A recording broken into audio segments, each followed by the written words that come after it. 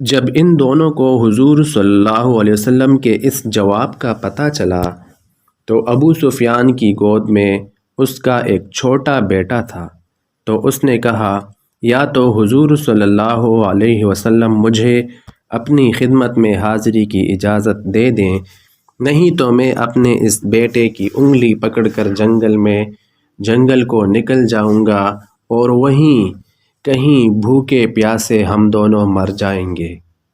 جب یہ بات حضور صلی اللہ علیہ وسلم تک پہنچی تو آپ کو ان دونوں پر ترس آ گیا۔ آپ نے ان دونوں کو آنے کی اجازت دے دی۔ وہ دونوں حاضر خدمت ہو کر مسلمان ہو گئے۔ جب حضور صلی اللہ علیہ وسلم مر الزہران میں ٹھہرے ہوئے تھے تو حضرت عباس نے کہا، ہائے قریش کی ہلاکت!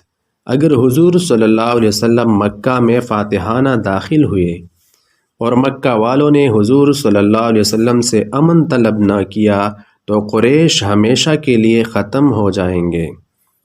حضرت عباس رضی اللہ عنہ فرماتے ہیں کہ میں حضور صلی اللہ علیہ وسلم کے سفید خچر پر سوار ہو کر چلا، یہاں تک کہ میں اراک مقام پر پہنچ گیا۔ میں نے سوچا شاید مجھے کوئی لکڑیاں چننے والا یا دودھ والا یا چرواہا یا کوئی ضرورت سے آیا ہوا آدمی مل جائے جو مکہ جا کر حضور صلی اللہ علیہ وسلم کی آمد کی ان کو خبر دے دے، تاکہ وہ حضور صلی اللہ علیہ وسلم کے فاتحانہ داخل ہونے سے پہلے ہی حضور صلی اللہ علیہ وسلم سے امن لے لیں۔ میں خچر پر چلا جا رہا تھا اور کسی آدمی کی تلاش میں تھا کہ اتنے میں مجھے ابو سفیان اور بدیل بن ورقا کی آواز سنائی دی۔ وہ دونوں آپس میں باتیں کر رہے تھے۔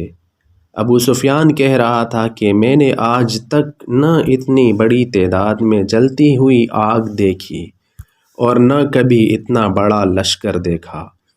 بدیل کہہ رہا تھا، اللہ کی قسم، یہ آگ قبیلہ خزاعہ کی ہے، معلوم ہوتا ہے کہ یہ لوگ لڑائی کے ارادے سے نکلے ہیں۔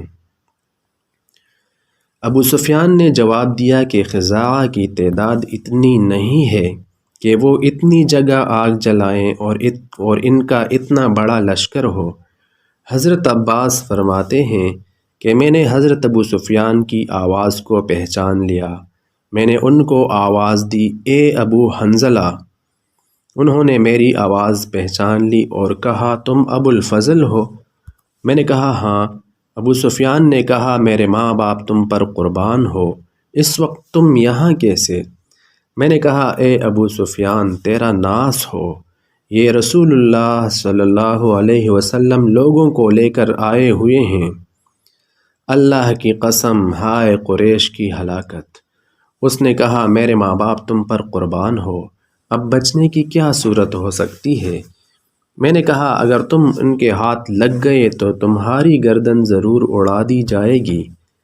تم میرے ساتھ اس خچر پر سوار ہو جاؤ تاکہ میں تمہیں حضور صلی اللہ علیہ وسلم کی خدمت میں لے جا کر تمہیں ان سے امن دلوا دوں۔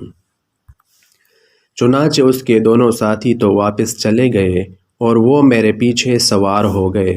میں ابو سفیان کو تیزی سے لے کر چلا۔ جب بھی مسلمانوں کی کسی آگ کے پاس سے گزرتا وہ پوچھتے، یہ کون ہے؟ لیکن حضور صلی اللہ علیہ وسلم کے خچر کو دیکھ کر کہتے، یہ تو حضور صلی اللہ علیہ وسلم کے چچا خچر پر جا رہے ہیں۔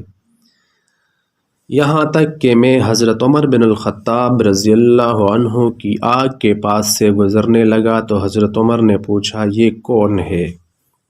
اور کھڑے ہو کر میرے پاس آ گئے۔ جب انہوں نے میرے پیچھے خچر پر ابو سفیان کو دیکھا تو کہنے لگے، یہ تو اللہ کا دشمن ابو سفیان ہے۔